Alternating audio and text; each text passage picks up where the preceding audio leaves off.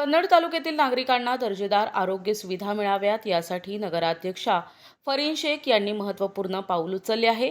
नव्यानं रुजू झालेल्या वैद्यकीय अधिकारी डॉक्टर दिगावकर यांच्याकडे 100 बेडच्या उपजिल्हा रुग्णालयाची मागणी करण्यात आली आहे. कन्नड तालुक्यातील आरोग्य सुविधा अधिक सक्षम करण्याच्या दृष्टीने नगराध्यक्षा फरीन शेख यांनी पुढाकार घेतलाय.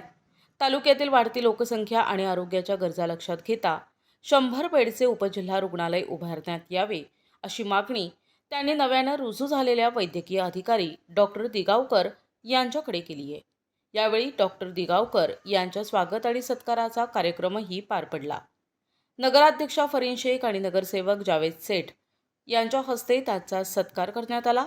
दरम्यान प्रसारमाध्यमांशी बोलताना डॉक्टर दिगावकर यांनी ही मागणी सकारात्मकपणे स्वीकारत तात्काळ प्रस्ताव वरिष्ठ स्तरावर पाठविण्यात येणार असल्याचे आश्वासन दिले.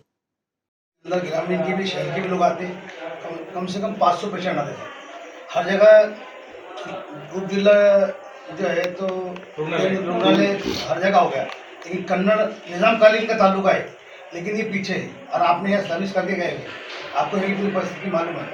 अब योग्य से आप दोबारा हमारे हिस्से को आए, आपसे विनंती है कि जिला रुग्णालय आप जो है किसी प्रस्ताव भेजे हुआ है उसको आप करो।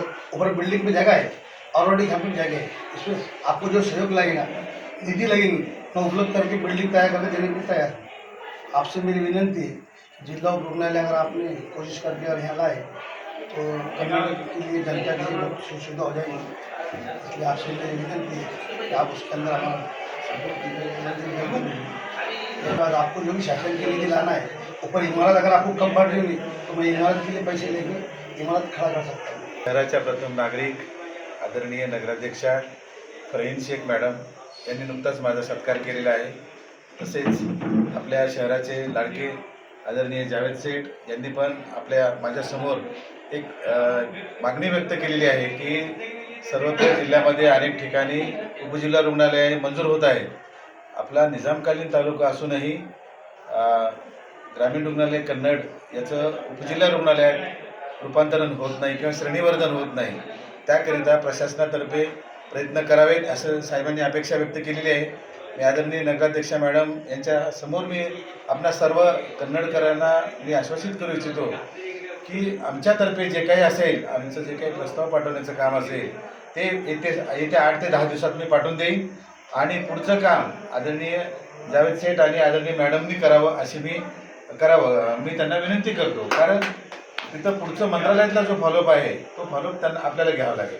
शासनाकडे जी मागणी आहे ते आपल्याला करावी लागेल.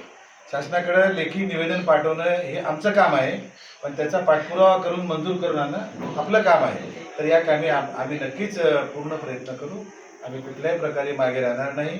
आणि माझं नशीब आहे की मी परत कन्नडला वापस आलेलो आहे. मी आजपर्यंत कुठेही वापस गेलेलो नाही. आता इथंपर्यंत या अगोदर मी आता धुळ्याहून आलेलो आहे. धुळ्याला मी सिव्हिल सर्जन होतो. आता योगायोगाने पुनश्च मला पहिलं मी 9 वर्ष सेवा केलेली आहे. 8 वर्ष 9 महिने जवळपास 9 वर्ष. आता पुनश्च मी कन्नडवासियांच्या सेवेत आलेलो आहे. आदरणीय नगराध्यक्ष मॅडमने माझं स्वागत केले. माझे सर्व वैद्यकीय अधिकारी ज्येष्ठ आहेत, सर्व चांगले अनुभवी आहेत. त्या सर्वांच्या मदतीनं आणि मी मॅडमांना आश्वासित करू इच्छितो की मॅडम आपण आणि जावेद सेठ आपण जे आमच्याविषयी अपेक्षा व्यक्त केली, कामकाज वाढलं पाहिजे, श्रेणीवर्धन झालं पाहिजे, 100 बेडमध्ये झालं पाहिजे रूपांतर, यासाठी आम्ही पूर्ण प्रयत्न करू. आणि आपण जे आमचा सत्कार केला त्याबद्दल मी आपल्या मनापासून धन्यवाद व्यक्त करतो. थँक्यू. प्रतिनिधी रवींद्र खरात, NTV न्यूज मराठी, कन्नड, छत्रपती संभाजीनगर.